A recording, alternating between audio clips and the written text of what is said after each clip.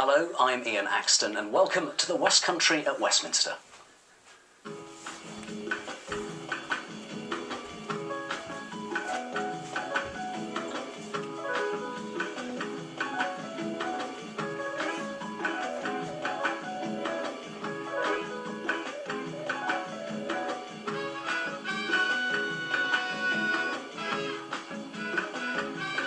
A very good evening to you and welcome to the first West Country at Westminster of 2015. A new year, a new time and a new face in this seat. And talking of new faces in seats, the general election campaign is of course already underway.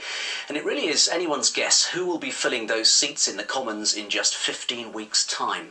Tonight we'll look at how the campaign has started in the West Country, what effect the so-called winter A&E crisis has had on our hospitals, and what role social media will play in the election as we look at one MP's recent flurry of activity. By the way, if you are on Twitter, you can join in the debate tonight using the hashtag WCAW. So, joining me in the studio tonight are Duncan Hames, the Liberal Democrat MP for Chippenham since 2010 and a former Parliamentary Private Secretary to Nick Clegg, Labour's candidate for the hotly contested seat of Bristol West, Thangam Debonnaire, and the man who wants to claim North Devon for the Tories, Conservative candidate and former broadcaster Peter Heaton-Jones. Thank you very much to all of you for joining me tonight. So, at the start of next week, it's going to be exactly 100 days until we go to the polls. Will we see a return to single-party government, or will MPs be left stitching together another coalition?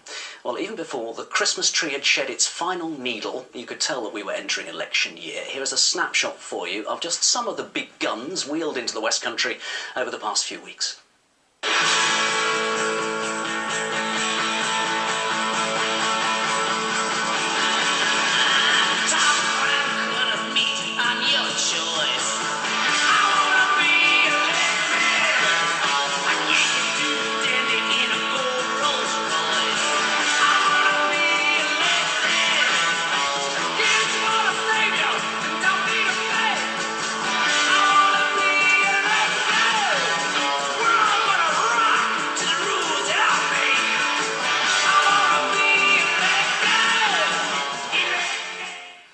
Sir David Cameron there, showing off his candle-making skills in a factory in Cornwall. Also Vince Cable there on the Somerset levels, Nick Clegg in the Forest of Dean, Eric Pickles in Bristol, and Liz Truss in what else but a tractor in Devon. And today, not to be outdone, Labour have been in town. Ed Balls has been in Camborne and Plymouth, and tomorrow he's having breakfast in Exeter. It has been a very busy few weeks.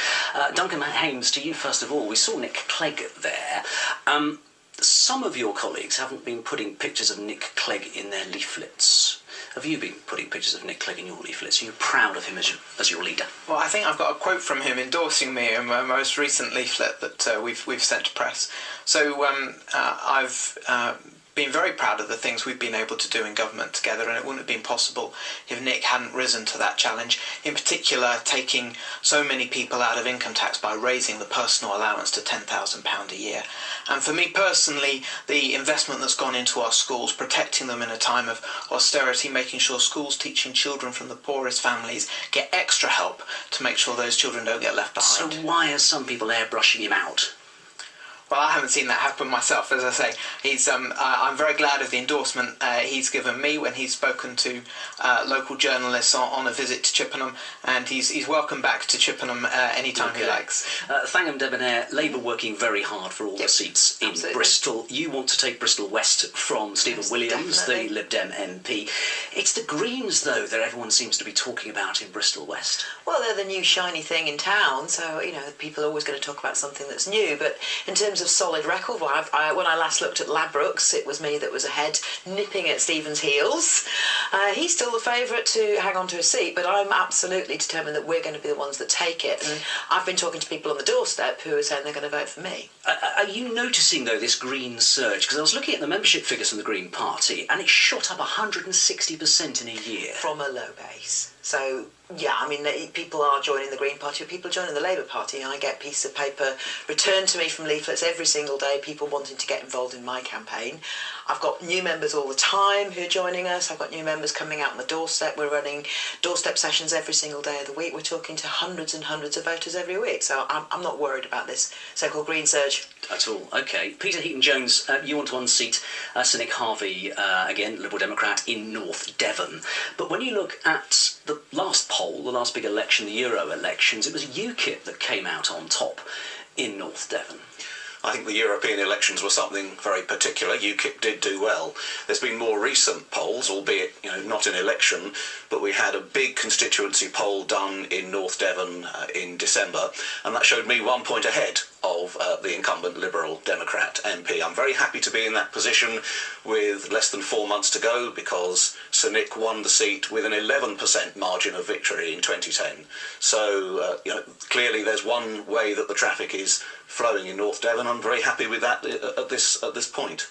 Duncan, how safe are you feeling as the only serving MP here? No, I don't feel safe. My seat, until I was elected, everyone had been represented by Conservative MPs for over 80 years. It's definitely a highly marginal seat. There are two parties in any realistic sense that have a chance of electing the MP, the Conservatives or the Liberal Democrats, and I expect it will go to the wire. OK. Well, this general election is proving extremely difficult to call. Our political correspondent Bob Constantine has been talking to some of the experts who think they know what the result may be. It's January the 22nd, exactly 15 weeks to go, and the countdown continues to the most unpredictable election of modern times, whose outcome is still anyone's guess. I really don't know. Public mood is shifting in all sorts of directions on a weekly basis. So any prediction that you make today will probably be totally wrong on May the 7th. Whatever your view of politics, this year is going to be an absolutely fascinating year, and nobody, including me, can really predict the outcome with any degree of certainty. Which is why the main parties have been so busy over the past 3 weeks. The British people have a clear choice at the next election. It's a choice between a Tory plan where only a few at the top can succeed and our public services are threatened. A strong coalition government with Liberal Democrats anchoring it in the centre ground.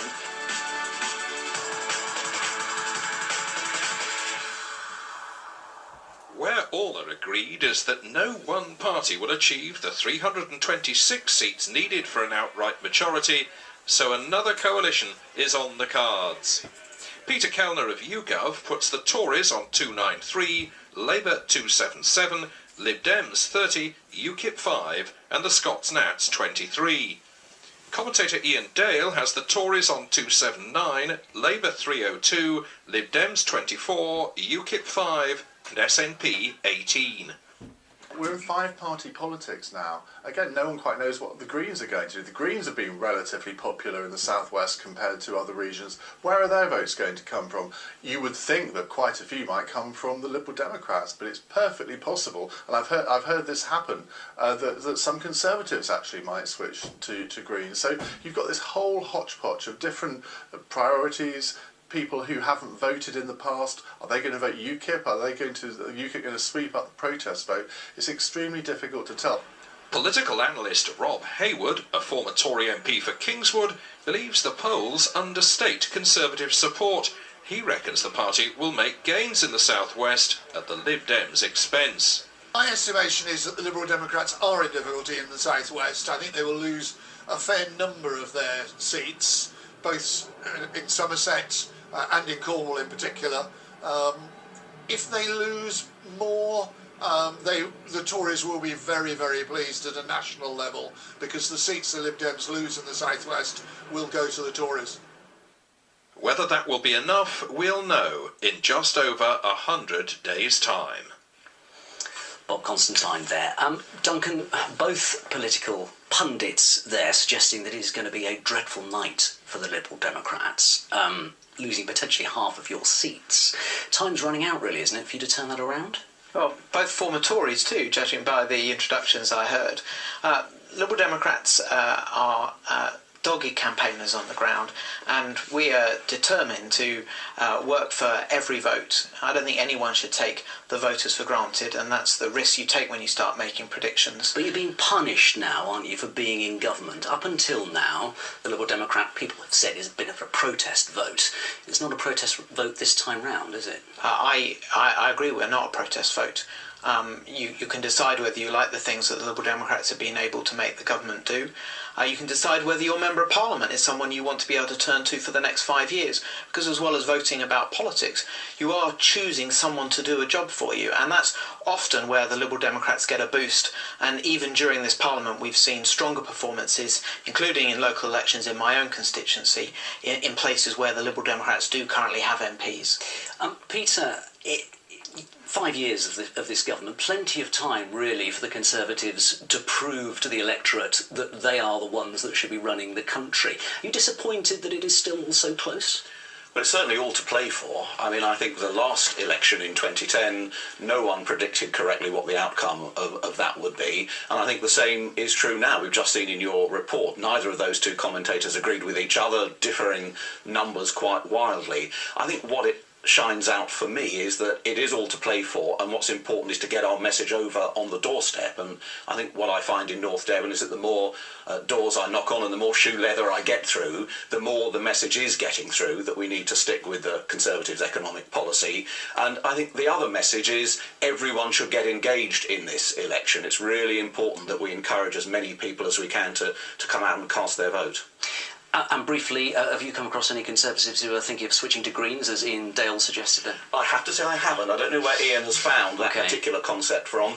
There's a lot of switching going in all directions. I'm bound to say that I'm finding quite a lot of people who are, as both those pundits suggested, switching away from the Liberals. I haven't found any going in that particular direction, though. OK, well, if you are, let us know.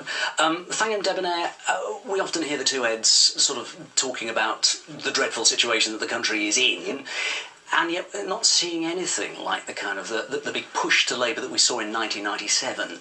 Is Ed Miliband a problem? Absolutely not. I mean, Ed's shown outstanding leadership. One of the reasons that I and so many people in the Labour Party voted for him as our leader was his strong stance on tackling low pay, his promotion of the living wage. Since he's been our leader, he's taken on the Murdoch press. He's absolutely highlighted all the dreadful things that have happened under the current government. My two colleagues here can say what they like, but there's a food bank in my constituency where people have to go not because they're out of work, but because they're in work and they can't make ends meet. These are people who are going for those jobs that your party talks about recovery and people in work, but I meet people who are struggling on awful pay, terrible terms and conditions, high rents, and they're having to go to a food bank. How can either of you be proud of this country and where we are now? OK, well, every candidate, of course, is out to win your support, of course. So what do we want to hear them talking about? We sent our cameras out in Bristol and Devon to see what matters to voters there. It would have to be health and education. I think they're fundamental to the well-being of society, really. Well, I want to vote for immigration and maybe education. So as long as I'm in a job, I'll vote for whoever says they'll keep us in a job, basically. Probably immigration. Not that I'm a racist, but something has to be done. The economy and the environment I'm worried about. It'll be the economy. That's the most important thing. The environment, of course, it matters, but the economy, I think, will be number one. There isn't really one key issue, but I think very important is the NHS, and education is certainly very high on my priorities. All listening very intently to what people had to say, which takes us very nicely to the next subject of the accident and emergency crisis across many of our hospitals over the last few weeks. A major incident was declared in Gloucestershire back in December when more than 50 patients needed beds at the Gloucestershire Royal Hospital and the Cheltenham General Hospital. Plymouth's Derriford Hospital also declared a critical incident as it struggled to cope with an influx of patients over Christmas and the New Year. And Duncan and Peter, this all happened on your watch. You're responsible collectively for the NHS at the moment. What's gone wrong, well, Duncan? The NHS is under extreme pressure, especially at this time of year, and I think we could help those A&E departments by giving people other ways to be sure of being able to see a doctor in primary care closer to home rather than needing to go to the A&E hospital. That's why I'm backing a bid by local GPs in Chippenham to open an urgent care centre at Chippenham Community Hospital. They were turned down for funding by the Prime Minister's Challenge Fund, but just last week I managed to get the Health Secretary to look again at those proposals. I think it would be much better for local people to know they could get to see a doctor, in their own town, and it would also relieve a lot of the pressure on hospitals like the RUH in Bath and Great Western in Swindon. So why hasn't this happened in the last 5 years then, Peter? Well, we've put another £12.6 billion into the NHS in this Parliament, and we're only able to do that because we have got a strong economy, and this is to answer the Labour point. What we're proud of is that the economy is going in the right direction. We've got... Not for ordinary people. Well, we've got 1.7 million more people in work now than there were. Well, 80% of those new jobs are full-time jobs. The economy still has some way to go, but it's certainly moving in the right direction, and only with that strong economy do you get a strong NHS. Thangham, your solution from the Labour Party seems to be to put more money in, this £1.2 billion that you're going to raise by taxing mansions. So we're going to introduce a mansion tax, which I think is the fair way to do this. We're going to introduce it in a progressive way. Nobody need be fearful of this. It's to make sure people that in very big houses are going to be fearful, aren't they? It's been gradated so that if you're in a large house but you're struggling for ready cash, there'll be consideration to that. But in the long run, so income will be taken into consideration at the sort of border point, yes. And one of the reasons we're doing this is because it's important that people with the broadest shoulders take the high VS burden, because we need that in the NHS. You talk about money doesn't the income tax system work brilliantly for making sure that people with the broadest shoulders pay the most tax? Not particularly. So what we're also going to tackle is tax avoidance and tax evasion. That's the other part of how we're going to pay for the Time to Care Fund. And that Time to Care Fund is going to pay for 20,000 new nurses, 5,000 care assistants, 8,000 GPs and 3,000 midwives. And that's money that could have been spent if you hadn't spent so much money reorganising the NHS that nobody voted for, the reorganisation of the NHS. Well, we've got 6,000 more nurses in the NHS now, and the extra £2 billion that was announced... struggling. The extra £2 billion that was announced in the autumn statement by George Osborne is going straight into the front line.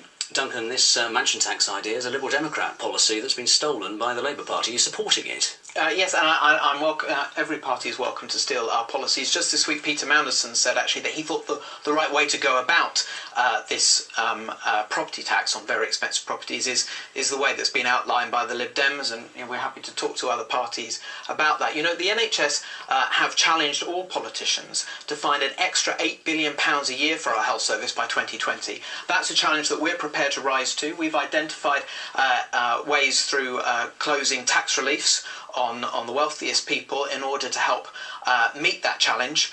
And I think all the political parties need to find a way to do that, because what we heard in those Vox Pops is that whilst there might not be any love for the British political parties, there's a whole lot of love for our health service, and we need to make sure that it's got the resources it needs. And that begs the question, Peter Heaton-Jones, why wasn't it one of David Cameron's 6 priorities? Why was the NHS missing when he announced his election strategy? Well, one of his 6 priorities was a strong, growing economy. And that's part of getting a strong NHS. The one comes with the other. But why didn't he single out the NHS as one of those priorities? There's a number of things he didn't single out. He was trying The NHS is massively important. Well, it is massively important, but the point that he is making is that the economy is the thing that's going to drive a strong NHS. We wouldn't have been able to put an extra £12.6 billion into the NHS unless we'd got a strong economy. But actually what matters, we're sort of playing with figures here. All that matters to me in North Devon, and I'm an NHS user in North Devon, as are everyone in that constituency, they need to know that when they want to see a doctor, they can see a doctor. And at the moment they can't. Well, that's not the case. We've got very, very good doctors and nurses and GPs in North Devon working incredibly hard, as we have at the district hospital. OK, well, a reminder that we want your views this evening. You can tweet us tonight using the hashtag WCAW. And that does bring us to our final topic of the evening, social media. Just how important is it going to be in this election campaign? Will an ill-judged use of 140 characters spell the end of someone's political career in the next few months? Here's how the main parties stand at the moment. Look at these Facebook likes and Twitter followers. First of all, this is Facebook. Not much in it between the Tories and UKIP. And if we take a look at the Twitter accounts, Labour has the most followers, with the Lib Dems and UKIP there nearly neck and neck, bringing up the rear. Peter, you've spent many years in communications and in broadcasting. How important is social media going to be in this campaign, do you think? It is going to be important, but I don't think you should overestimate it. There are still a lot of people who aren't on Twitter, aren't on Facebook, and I take the rather old-fashioned view that there's no alternative than knocking on someone's door and talking to them face to face. I'm a really big believer in that. I'm a very careful tweeter, I have to say. If I had one tip for people, and we've seen other politicians fall into this, it's don't tweet drunk. And don't tweet too late. Yes. Well, it was David Cameron, wasn't it, that said too many tweets make it, but I won't complete it. Duncan, just have a look at this. This is an outpouring from your Liberal Democrat colleague Jeremy Brown, the MP for Taunton Dean. 9 tweets he fired off in a row earlier this week when he was clearly upset about the Tory candidate in Taunton taking guests from local charities to number 10. Was he wise to have a bit of a rant like that on Twitter, do you think? You know, it's a free country, and Jeremy and I both believe in freedom of speech. He did have some interesting questions, actually, about how the seat of government, number 10, was being used for party political purposes, not for the whole country. But you know, Jeremy's not a candidate in this election. He wasn't doing that to win votes. It was clearly very sincere views he had, and yeah, I think that's one of the good things about Twitter is we kind of cut through a lot of the manufactured sound bites and press releases, and you get very raw and instant and personal responses. You're nodding in agreement there, thanks. Well, is it something that you make a lot of use of? Rare note of agreement between all three of us here that you tweet in haste and repent at leisure. I think it is something I make use of. I think the politician of today has to communicate in lots of different ways, but I have to say, I believe in door knocking too. It's where my heart lies. lies. Tweeted something that you then thought, No. actually, do you know what, I want to delete that? Not that I can remember, though I've seen other people who've tweeted things about me that I think they then came to regret because they disappeared later.